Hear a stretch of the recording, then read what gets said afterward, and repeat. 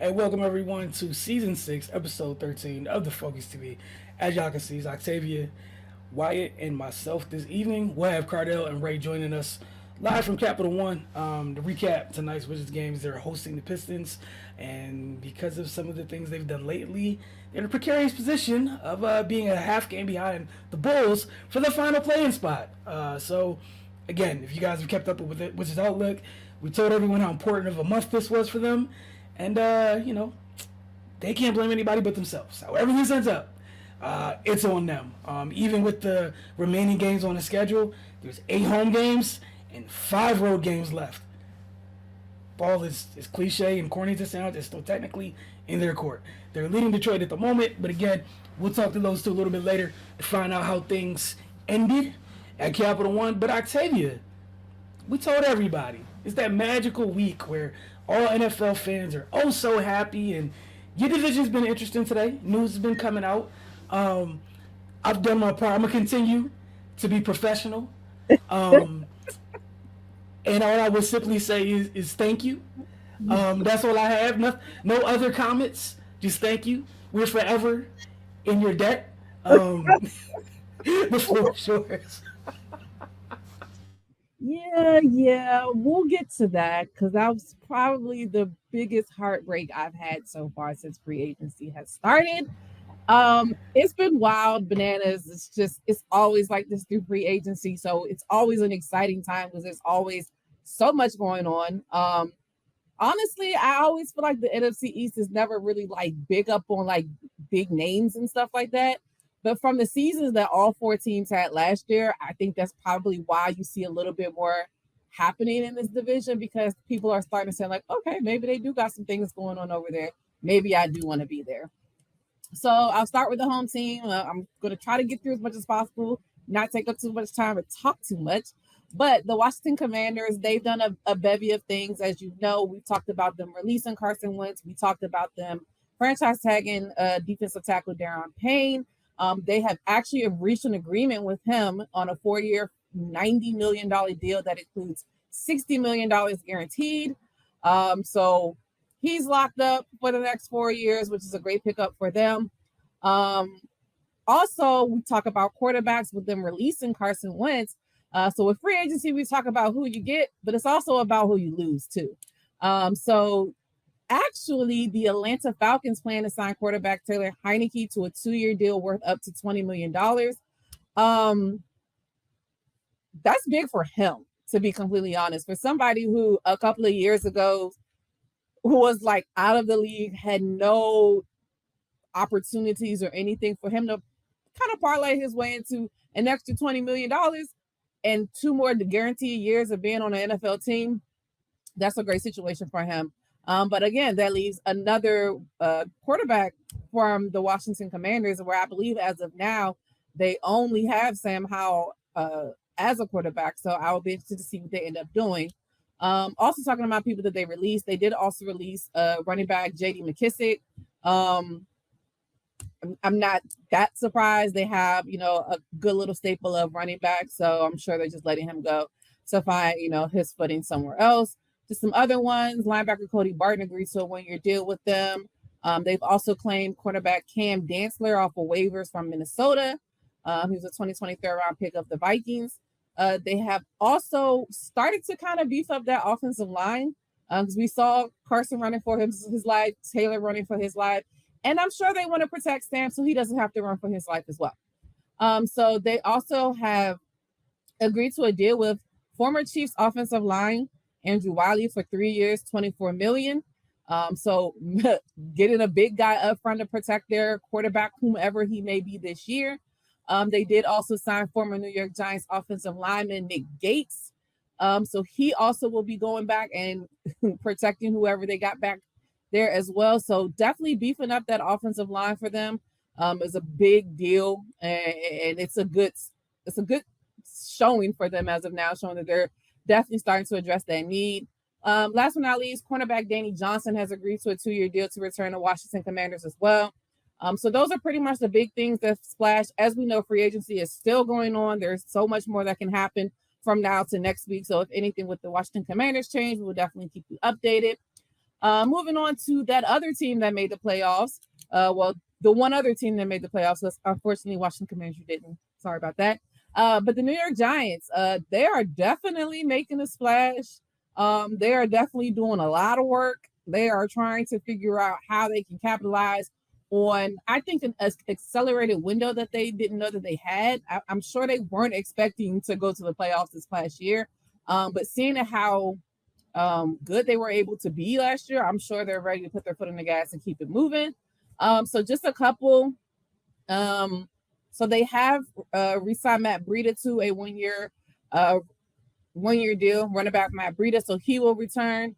They also are, they also re-signed offensive line Wyatt Davis.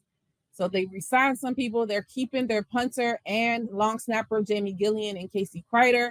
And they're also expected to sign wide receiver Sterling Shepard to a new deal. As you know, he had some injuries in the last couple of years, so I'm not surprised if they're looking to restructure it. They also are re-signing their linebacker Gerard Davis. And they're also going to agree to a one-year deal with Isaiah Hodgkins, who kind of had a breakout year last year. So I know they're expecting for him to, do more for them this year, especially not having to worry about Kadarius Toney or Kenny Golladay or anything like that. He'll have a whole offseason with them. And I'm sure they're expecting big things from him. They also signed a defensive line, Rakeem Nuez-Roches. So he will also be heading back. Well, not back. He'll be heading to New York to play on that defense that, they're definitely looking to shore up. And they are also big signing from a former Indianapolis Colt inside linebacker Bobby Okereke to a 4-year, $40 million deal. He had 151 tackles this past season for the Indianapolis Colts. He is a big name for them to continuously build on their defense because their defense, I think, kind of had lulls last year, but you can see the potential that they can have. So definitely getting a player of his caliber is definitely in the right direction for them. But the biggest signing of all, the New York Giants are acquiring Darren Waller in a trade from the Las Vegas Raiders. The Giants will send a 3rd-round pick. It would be the number 100, the 100th overall pick for Waller. I'm gonna be honest, that one caught me way off guard. Didn't see it coming. I know they need to shore up a tight end position. They have a lot of positions on offense, personnel positions that they need to kind of shore up as well. But getting tight end Darren Waller is a big thing as long as he can stay healthy, because that was his issue the last year or so in Las Vegas. As long as he can stay healthy. And we know Daniel Jones kind of typically likes to get to the tight end position as well. They just didn't have a great one, but he actually made Daniel Bellinger look pretty decent.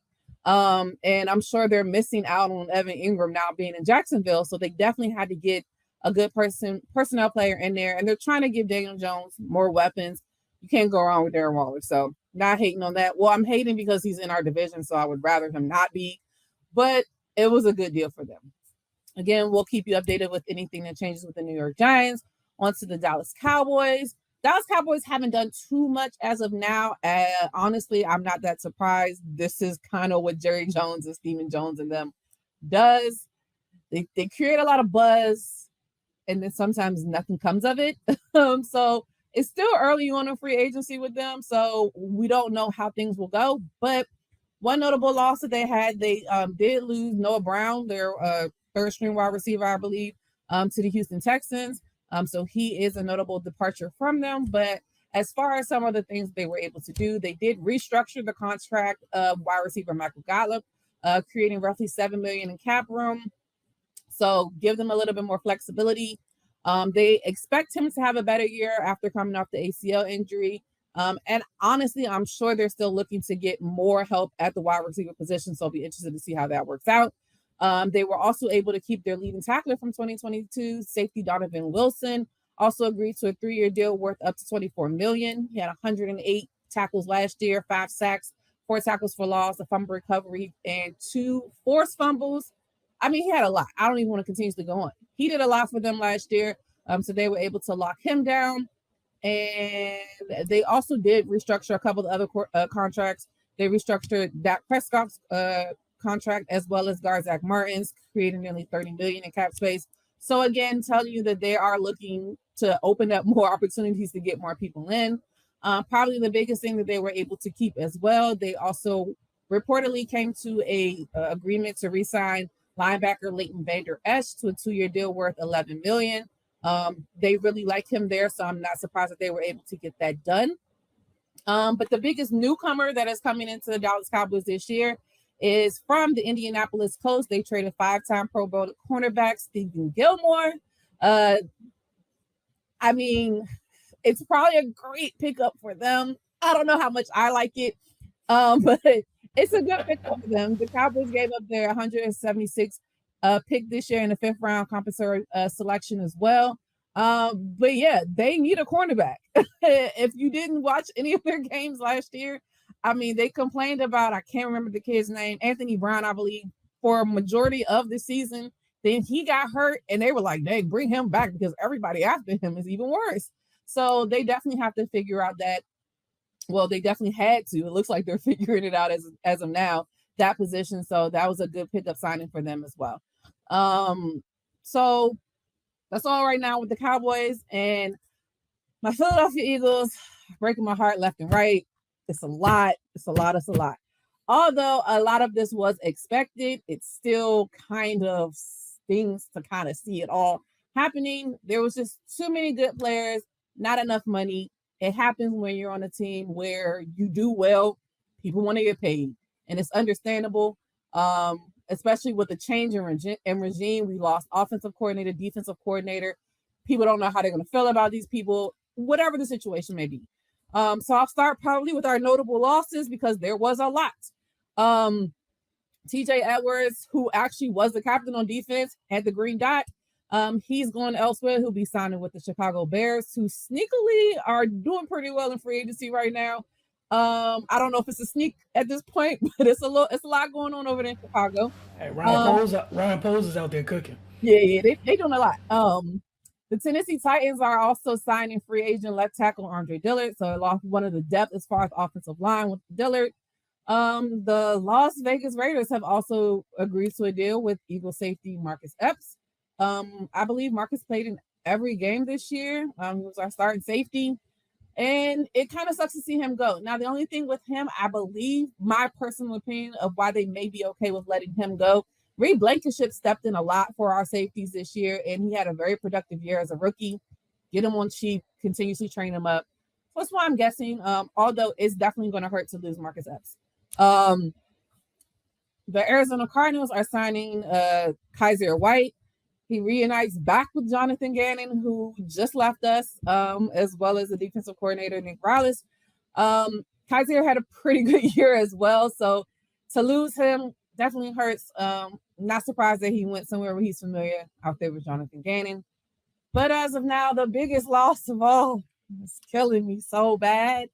Philadelphia Eagles defensive tackle Javon Hargrave has reached an agreement on a 4-year, $84 million deal that includes $40 million guaranteed at signing with the San Francisco 49ers.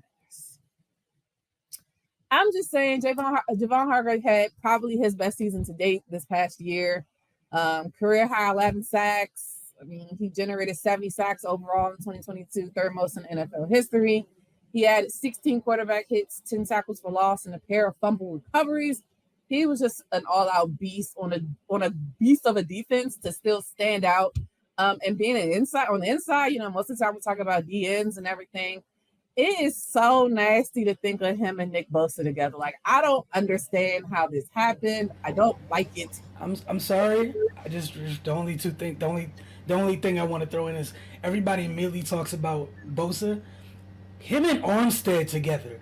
The last time Armstead had somebody of that ilk, in 2019 when that line was loaded, the dude who led them in sacks was Eric.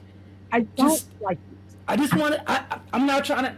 You know, I'm gonna shut up, mind my business. I just want to make sure that, like, I know, and Nick gets his credit deservedly so.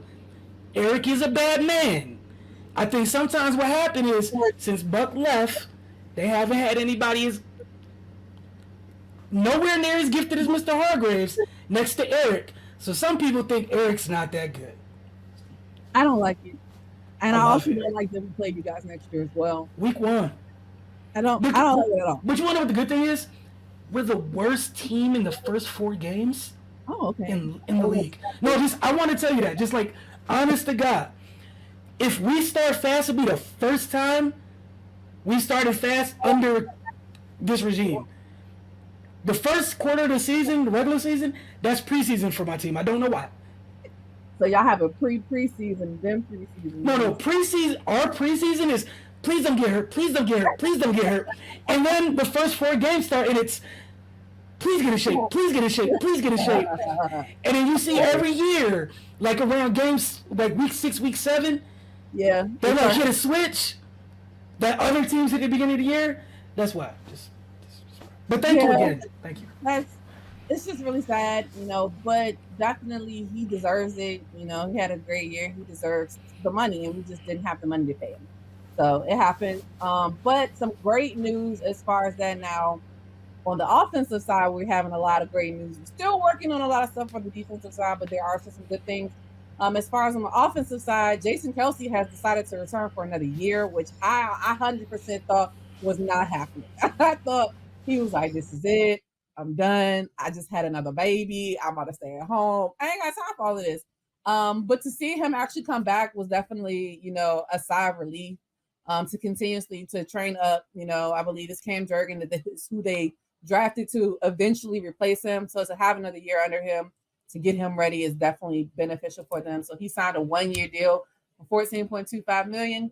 Yeah, give him all the money. He deserves it. It is what it is. Additionally, they did bring back Boston Scott. He agreed to a 1-year deal to return as well. And let's see. I also have so they earlier in the week they cut offensive tackle Brett Toth, but then they re-signed him later on the week. So he's back. He left, but he came back. Probably really, really good. Also on the offensive side, I really, really love this signing. Eagles agreed to terms on a 1-year deal with running back Rashad Penny. I mean, Rashad Penny's a dog. And I love Miles Sanders. I think Miles Sanders is a great player, but I've been looking for like a bruiser. And I feel like Miles has always been kind of finesse, for lack of a better term. And it was nothing wrong with that, but we just didn't have any other bruisers behind it. So to get Rashad Penny, I think is a great pickup, but I do think it's a bad sign for Miles.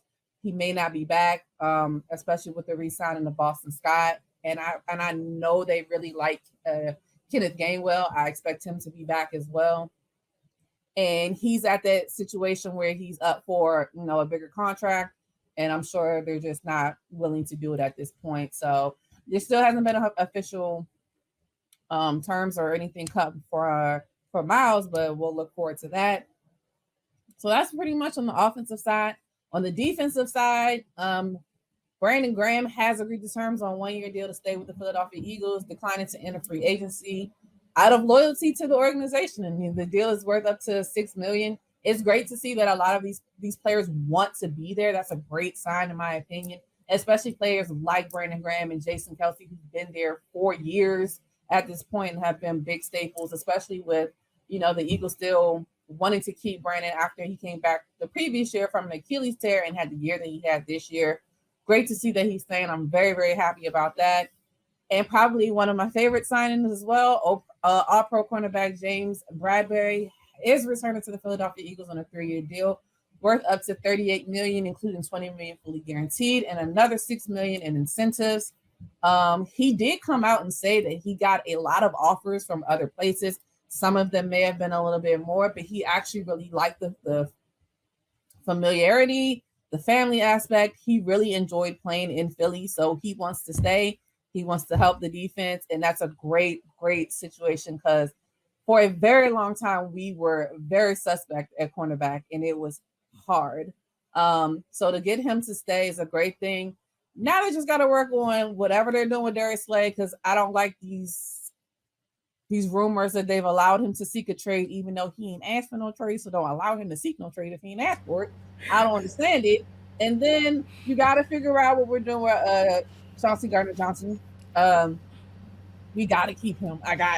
That's gonna get me here if he's gone too. But he's probably looking for a big payday as well. So just interested to see how much cap space we got left, how much money Howie is willing to shell out because he needs it.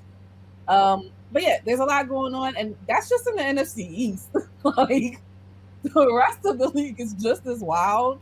And I'm sure we'll get to a little bit of that later. Yeah, nah, you guys are making it big. I will say this early, and just let it be on record that I'm saying it. Usually, I've been able to boast about NFC West being the best division in the NFC. It's y'all's division. Our division is going through changes. As people see, you talk about the rest of the league, where people are getting a lot of people are paying for their Sims at their front offices, not managing, not being grown ups. And one of the things that I feel like you guys don't have to worry about is how he's really good at what he does. Like really good at what he does. Also, Mistakes. no. And the other thing is, and I give the Eagles front office credit. They're similar to our front office does it at times. Not as quick as I think you guys. When they make a mistake, they rectify it. Like we're not gonna make mistakes. Like, oh, we made a mistake. Cool, fix it. And I think what happened in this case, like I'll use the Hargraves thing as an example. Y'all have y'all pulled to us. Jordan Davis was already there. He needs to play. You knew unless Hargraves took. Come on now, unlike Brandon Graham, there's no reason for him to take less money because he wasn't a first or second round pick the first go round. So Hargraves is on his third contract, which is technically his second contract. He needs to go get that bread, and obviously, a lot of teams didn't have it to do it. I think he said he came down between the Browns and San Fran. And the only reason San Fran did it is because they got two rookie quarterbacks. They didn't have two rookie quarterbacks. That's not possible. And what you guys are going through is the only difference is Jalen is worth the money he's getting. We did that with Jimmy. You remember when the cap went down? Yeah. After the run, the cap went down. Wasn't a lot of money. Paying the quarterback $25 million. Lost Buck. So this time go around, it's like, oh, the cap's going up. Fix it. Yeah. Fix it. Go get another big dude. Fix it. So that's why I'm not worried about y'all, even with whatever happens at corner. It's a great year to, quote unquote, lose a corner if you scout well with a deep corner class, a deep safety class. They got good pick. You got a top 10 pick. That's what I'm saying. Y'all can get it. Y'all can waste a top 10 pick on a corner. Other teams can't. Y'all can. Oh man, the kid's not ready. Cool. Come here, play. Get your feet underneath you. Next year, be ready because we got to kick the old person out your spot. Cool. There's nothing wrong with that. That's part of it. I feel like Bradbury is great, and I just feel like we haven't hit in the draft with a really, really good one. Like the last, they're here. You will. Like Pat Surtain and Sauce and all of them. Like I need somebody like that to come out. I'm gonna say this: they might not be guys on that level, but there's a ton of dogs in here with great size. It's a good class, like for sure. Y'all will be fine. Y'all draft. I ain't worried about y'all. This is one of those years where like bad teams are gonna stay bad because they don't draft well enough to take advantage of a draft class like this. You guys are gonna go crazy. The Chiefs are gonna go crazy. We're gonna have fun. Other teams are gonna have a great There's 5 teams in the league. They're gonna look at this draft and go, "Ooh, starter." Wait 2 years, and then be like, "Oh, who is this guy? Oh, they took him 3 years ago." Yeah. Now it's their turn. But what we're gonna do before we head to our first break is toss this over to Ray and Cardell. Gonna break down tonight's game between the Wizards and Pistons and see, how the Wizards fared. And if they got good news or bad news, you're watching the Focus TV. Yeah, the Wizards did what they should do against these type of teams at this time of the year with them fighting for a playoff spot. They dominated them. They got up pretty quickly. It looked rather easy from the jump, honestly. Detroit, obviously being young and having a lot of bodies out, they even had guys that they kind of just, taking a look at to see if they want to keep going in the next season. That's kind of the mode they're in now. They're getting ready for next season, the draft and whatnot.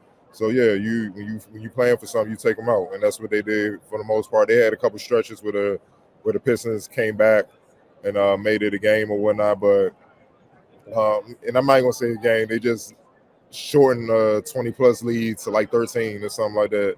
But honestly, throughout the game, the Wizards were never really threatened, especially the way that Brad Beal was playing. He played lights out, 36, 7, and 6.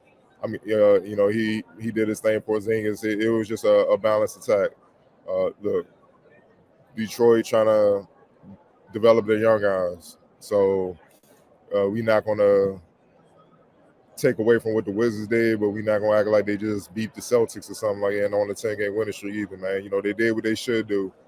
Bright spot. I love what I saw out of Johnny Davis, the rookie. You know, look, he hasn't got many reps this year. You know, obviously for most of the year he struggled, but he came out here looking like belong, which is a good sign. It shows that he's developing, he's growing, and whatever he's been doing, playing with the go-go, going up and back and forth between the two teams, he needs to continue because you can see the development in this game, the poise, how he's slowing down, how the game is just starting to come to him, and that's a great sign. You know, and that's why you shouldn't just give up on your first-round pick after one season or whatnot. Everybody don't just come in killing like that.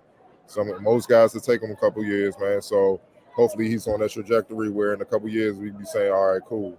The Wizards hit with that one, man. You know, it remains to be seen, but tonight was a good sign. But all in all, the Wizards handle business as of now.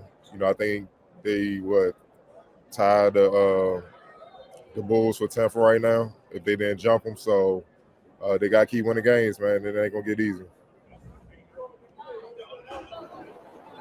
Yeah, man. They, like I said, man, they handle business as they should have. You know, this team is in the bottom of the standings, and the Wizards are fighting for their lives right now. So this is a game they really need to come in with a sense of urgency, and they did that. You know, they jumped on them in the first quarter. And, you know, Detroit, they're young and they're scrappy, but, you know, they had probably like a 7-8 man rotation, and they were just overwhelmed. You know, if it wasn't for that 11-0 run to start the fourth, this would have been even uglier. But yeah, man, Brad Beal, he was a shoot around tonight, man. He only missed 2 shots. Yeah, he was obviously on one, and you know, the rest of the guys followed. They had 6 guys in double figures. It's just an overall dominant performance, as it should have been. You know, I think I said the other night they got to win the games they supposed to win, especially at this point, to even have a chance. You know, and if they can steal one from one of those, you know, one of the higher seed teams, then cool. But they definitely can't drop games like this. So it's good to see them come in and take care of business. And it's on to the next, man. They got the Cavs on Friday, which is a tall task. So you know, hopefully they come in with that same sense of urgency, you know, and just compete. And they realize the situation, man. It's just up to them to rise to the occasion. So if they can do that, we'll see them playing past April 9th. If they can't, then enjoy your summer. So yeah, we'll see, man. The ball's in their court.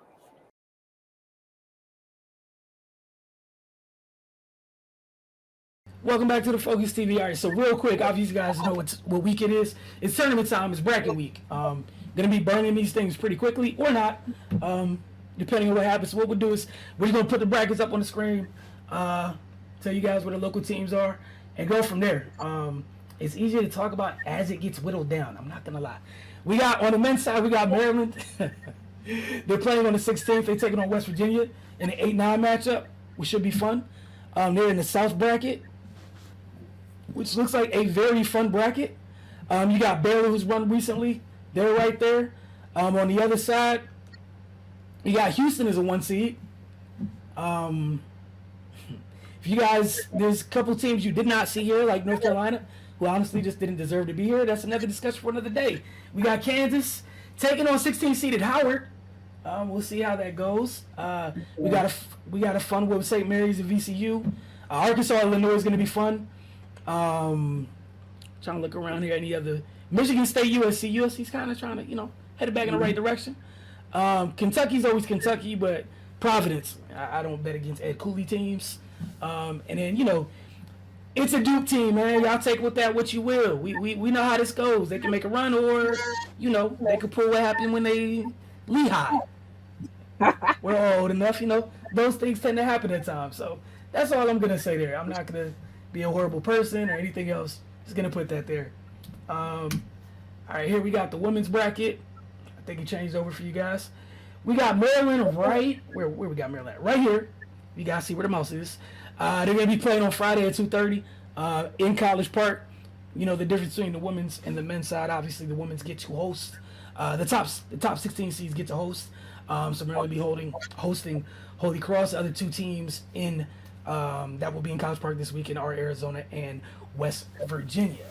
We got a little bit more on Maryland coming up later on Selection Sunday. So we're going to play that for you guys later. So we'll get to that. But again, we wish you all the best with your brackets. We really, truly do. I'm going to do one. Man, I haven't done one in years, and I'm just going to go ahead and leave it alone. It's like, it's just too much disappointment. Man, isn't it? And then you got a couple brackets here where it's just loaded with just drama, honestly. You got UConn in this one. Virginia Tech is a 1. Deservedly so. I think some people were surprised by that. You got Caitlin Clark in Iowa just hanging right here. So this whole side, have fun. Vic Schaefer in Texas, never fun. Never fun at all. Oh, yeah, by the way, there's Stanford. I'm sure that would do well in ratings. You got Stanford, Iowa. Probably sounds like a good time, at least to me. And then this was funny because on Selection Sunday, I'm sitting there, and the show comes on, and they mentioned South Carolina. I was like, I guarantee you Maryland's a 2 seed in that bracket. It just felt like it, right? That always happens to them. Yeah, it just felt like it. They always in the bracket with the number 1 overall seed. I was like, come on. Every time consistent. Every year. Yeah.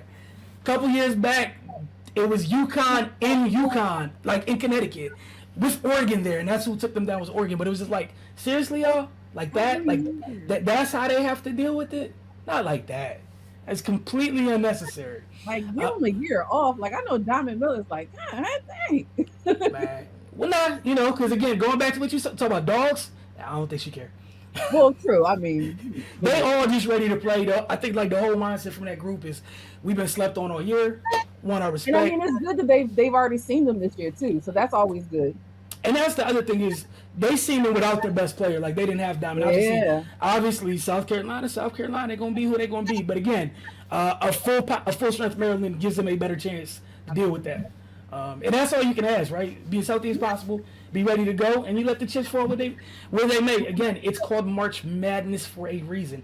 However, there's some things they got to take care of before you even start thinking about South Carolina, because that was some of the questions on the floor talking to the players. One of the first things everyone's, oh, South Carolina. Hey. Cover Maryland long enough where sometimes, there's been a time that comes to mind when they didn't make it out of College Park. So, one game at a time, and we'll see how this goes. Starts with Holy Cross on Friday. All right, so DC United, they were at home this past weekend. 1-1 draw with Orlando City.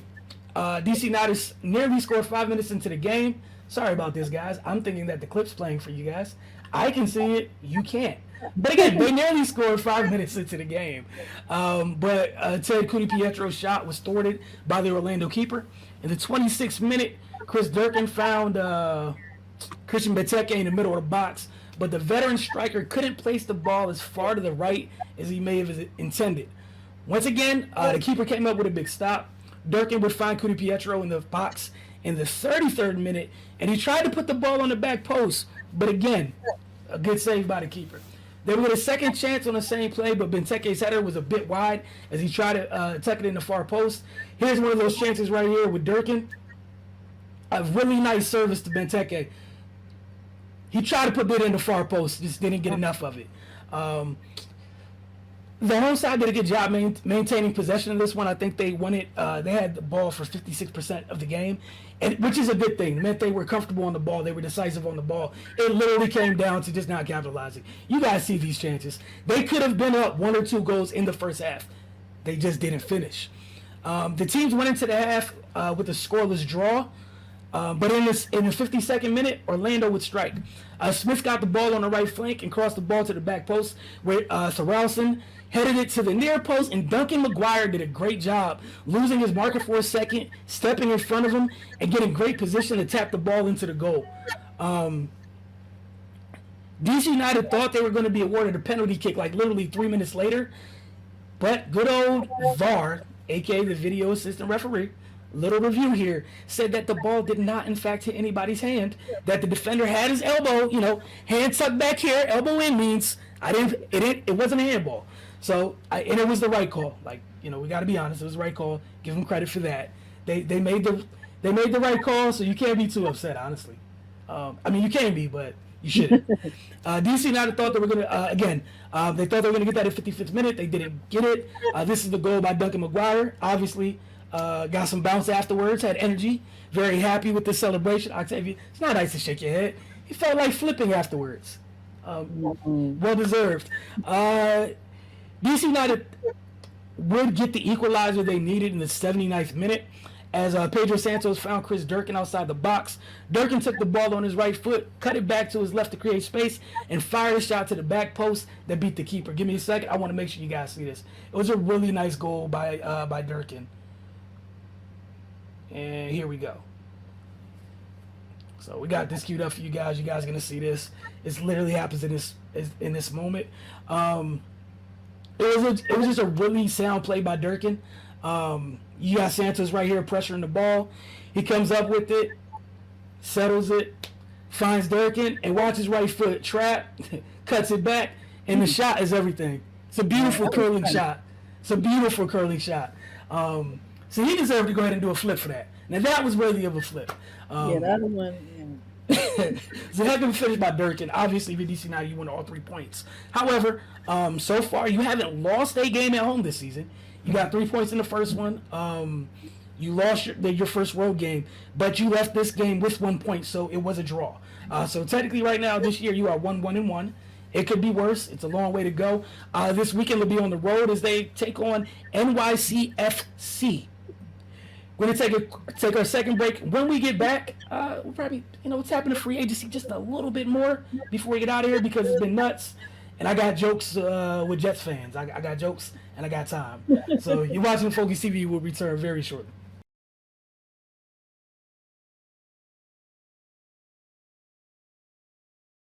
Welcome back to the Focus TV. I tell you, we talked about free agency a little bit earlier, but I guess I want to ask just real quick, just one of the biggest surprise signings around the league as a whole that comes to mind?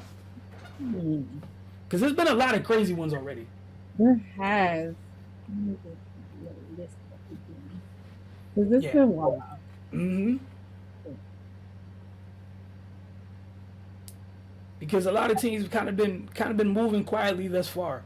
I'll start real quick. The Rams being down bad and Jalen Ramsey being half for a third and the tight end that has one career catch is F all them picks, right? Man, and look, guess who got 12 picks this year?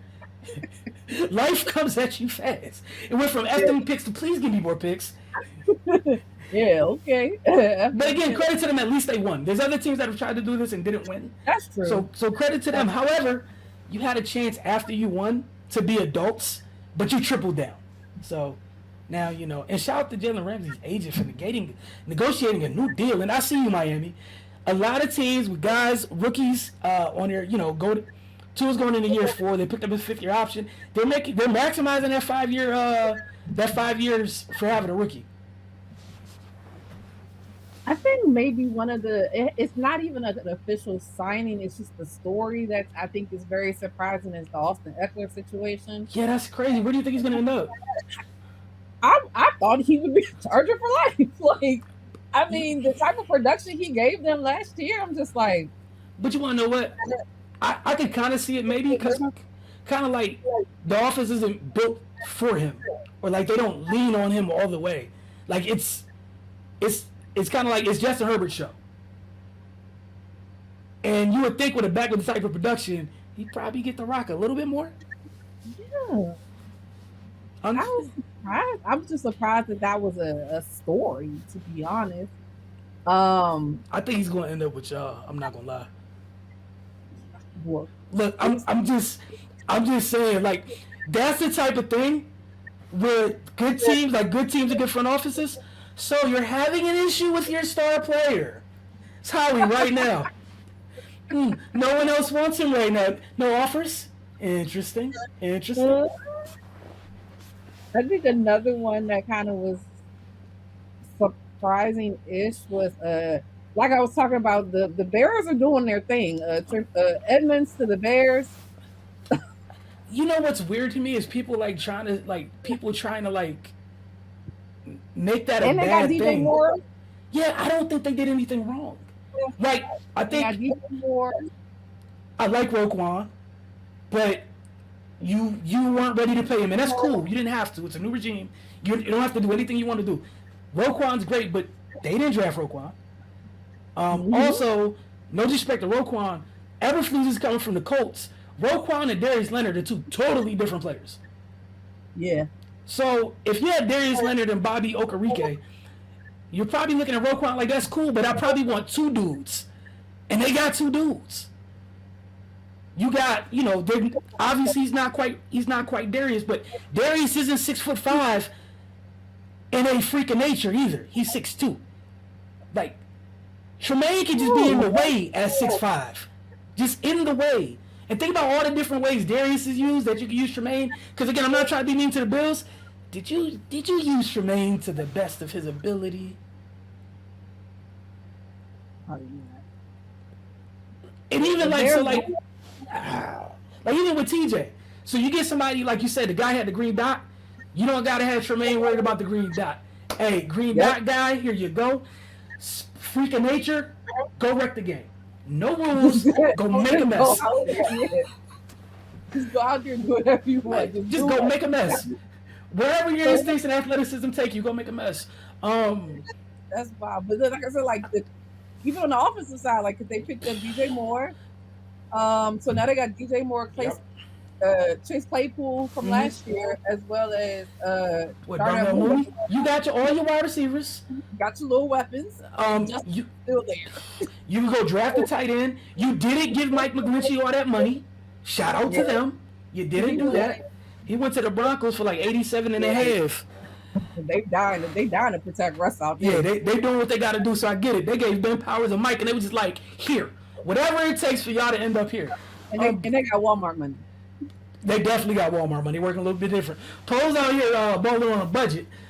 So for what Roquan's getting paid in Baltimore, here there with two linebackers. I really can't get mad at him. And I'm anxious to see what the Bills continue to do.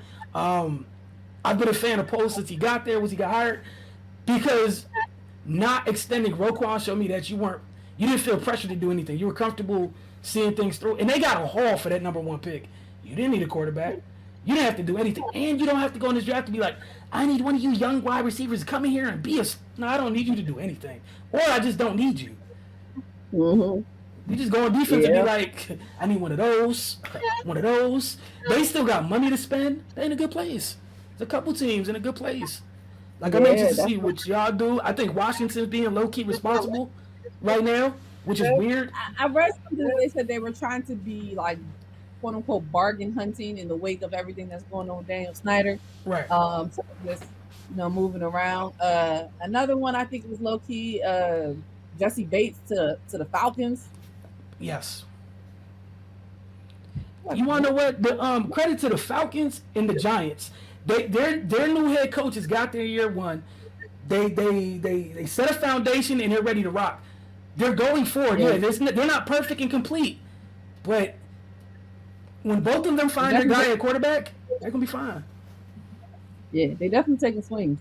Oh, big swings too. Big swings. And think about their identities. They're those rough, physical, violent, drag out teams. What the Giants do this year? They ran the you-know-what out the ball. What did the Falcons do? Run the you-know-what out the ball. So clearly that's what they're about, and I never have an issue with that. And I can't wait to see what happens next week when we check back in. Lord knows what's going to happen in the NFL by then. With so many teams. I'm refreshing the page now. I'm like, who else done got signed? What else? By the time we get off here, by the time you lay your head down tonight, somebody else is going to do something else crazy because bad money, bad contracts, and you got the teams with a little bit of money. It's just like, oh, I'll save you. Just give me that. I got you. Send me that.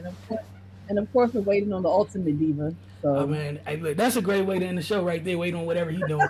I don't understand how you are allowed to make decisions and demands at your new gig before you get a key card. But I think they said Alan Lazard already signed. Like, man, somebody had it perfectly. It was like Aaron Rodgers. Give me new weapons, Aaron Rodgers. Give me the same guys I had in Green Bay. Make it make sense. But honestly, we want to thank y'all for tuning in tonight. We truly appreciate you all. Don't forget, every Wednesday morning's Focus TV can be seen on our Roku channel. If you got a Roku television or device, all you got to do is in the search box, type in the Focus TV, double tap OK on the remote, and you've added the channel. Obviously, you get this show that we do weekly and anything else we got going on, like Wizards Outlook, Mystics Outlook, because that's coming. Like, Lord, that's about to be right here.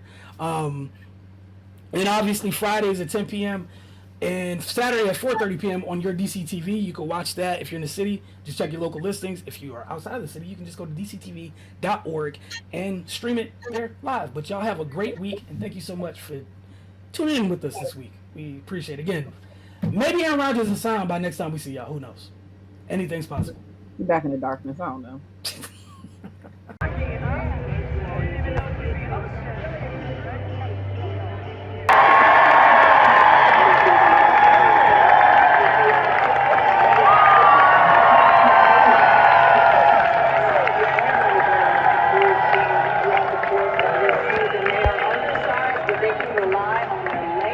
I just found out where you go to tournament, what bracket. How excited are you guys knowing how the Big Ten tournament ended and got a chance for a second season? Yeah, I mean, you know, now there's no more questions left, right? We know who we're gonna play. We know we play on Friday, Holy Cross here. It's gonna be a really exciting game. Hopefully, you know, it's gonna be a good one for us. We shake the nerves, but yeah, we're excited. With everything you guys been through this season, how battle tested do you feel like you guys are? Yeah, you know, it's been a really competitive season for us, ups and downs, but we're just beyond excited to have the chance to dance, right? And obviously we see we're with South Carolina, but you know, it's game by game, step by step, and we're just looking forward to, you know, Friday. Got some work to do, got some scouts to look at for Holy Cross, and it's going to be a good, fun matchup, and I know we're going to get the best of everyone. You guys know where you are in the brackets. Thoughts on the bracket as a whole, and then just how much you guys are looking forward to this weekend? I think it's a great bracket. Obviously, there's a lot of competitive teams in there. You know, South Carolina's in there. So, but it's just gonna be fun. You know, it's gonna be a competitive game. I mean, you know, if we make it and they make it, South Carolina, that's a finals game. You know, that's a championship game. That's a really good game. So, it's just good for women's basketball overall. And I think we're happy with how it turned out. You guys have a heck of a non-conference schedule this year. Playing one of the better conferences in the country. How battle tested do you guys feel that you are heading into the tournament? I feel like the Big Ten is really battle tested. I mean, you got to go through a ranked team almost every night. So it's just really it's a really tough conference. And to be honest, I think it's the best conference in the country to this date. So I mean, it's tough. All right, we know how much y'all's defense has been a part of everything this year.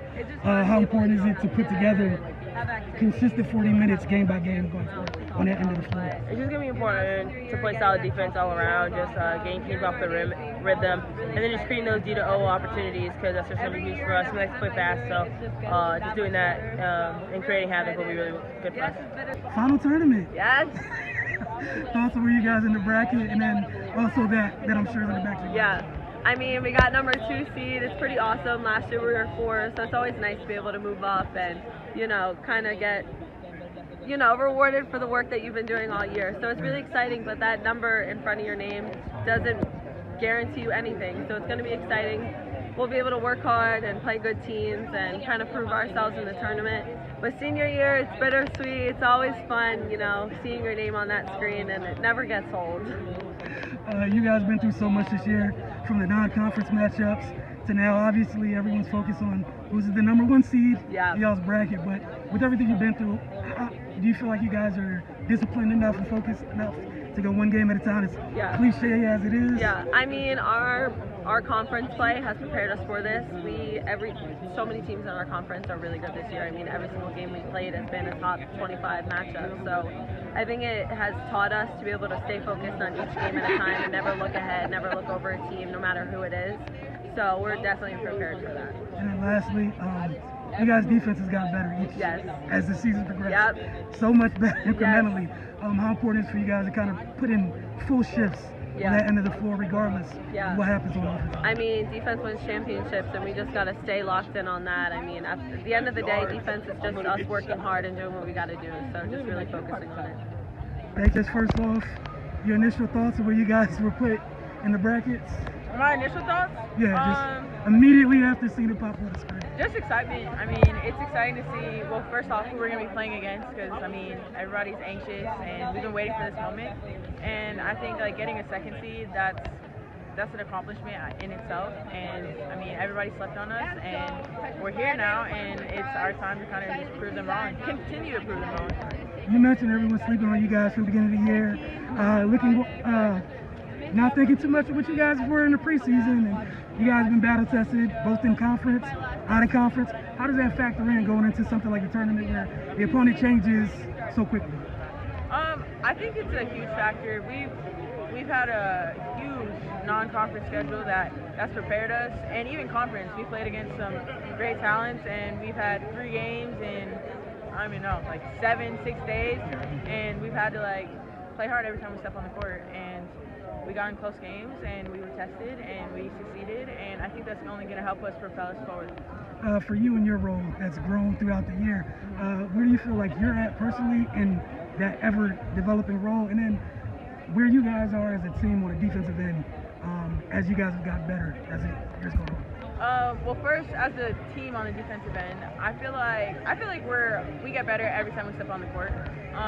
Depending on who we play, our defensive assignment is always going to be different, and I think by game we do a great job. Sometimes we lack discipline, but I think the more we play with each other, the better we're going to be and the harder we're going to work for each other.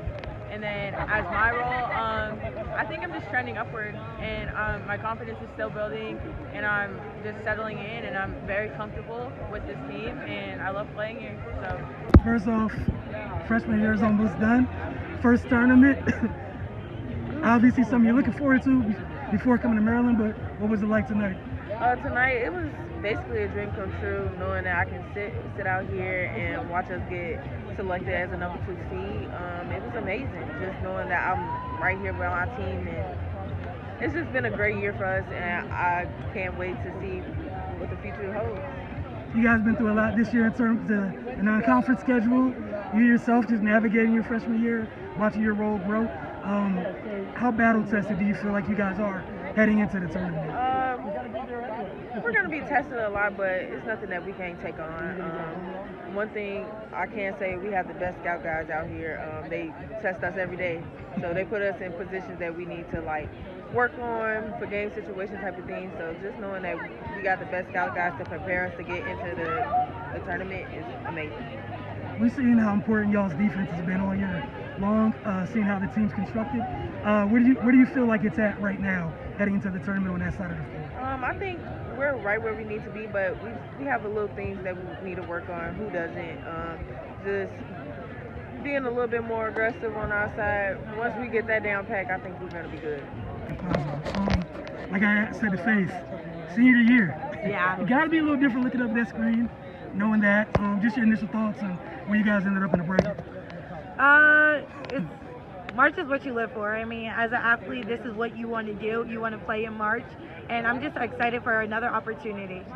All right, for you guys, I heard you just saying you don't care about the seedings, who you guys are facing, essentially. Yeah. It's about you guys.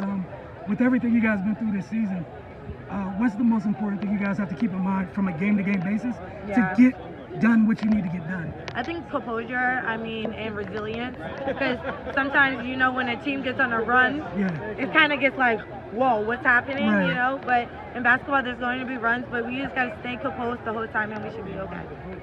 I'm happy that you brought that up, because it's happened a lot to you guys this year at times when we've seen you when you guys respond to it, it's fine. Yeah. At other times, it kind of let go of the rope at times.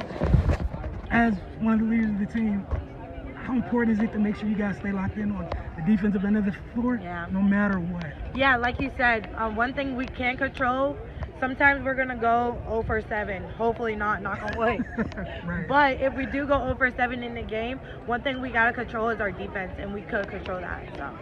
What do you think about, folks like Bree, her expanded roles, the years going on, Brene, Lav, Brenda was mentioning, like maybe a month ago, as their roles grew, it was going to pay off this time of year. Yeah. They're the X factors. So we're going to need them to step up, and they're going to play hard. And I already know it. We see it in practice every day. They execute the game plan, and they're excited, and I'm excited for them. And, we can't win without them, so we're definitely going to need them. I guess first off, another year, another tournament. Just your initial thoughts on the bracket, and then it's a quick turnaround headed into the weekend. Yeah, I love this time of year. Obviously the work and the body of work that we've put in this year to be a 2 seed is humbling. I love the fact that we're going to be able to host here in College Park and bring in 3 great teams, starting with Holy Cross and then the Greenville region, an area where our fans can travel. Look, anyone that's in the tournament now is a great team, and you better be ready to bring it for 40 minutes. You talk about bringing it for 40 minutes. We've seen what you guys have been through this year, both in the non-conference schedule and obviously in one of the better conferences in the country, in the Big Ten. How battle-tested do you feel like your group is for something as wild as a tournament? Yeah, we feel like we're really battle-tested, and we feel like between our non-conference and our conference slate, it's prepared us for now, and we've had so many competitive games down to the wire that have absolutely, prepared us for this moment. I want to say, like, maybe 4 games ago, you were talking about wanting to expand your bench, and then right after that, the games after that statement, we saw Renee and Lav really get going, and then Bree. How do you feel about that group heading into the? Yeah, I'm really excited for and confident with our bench. I mean, they've really put their head down and have grown with us, and super proud of them for staying the course. It's not easy sometimes when you're not seeing success, but they've just continued to keep working hard, and are a huge reason why we're at where we are today. Every year for you guys, defense is so important. Feels like even more so in a year like this year, where how you guys are constructed, not having bigs or whatnot. What do you think about the job you guys have done?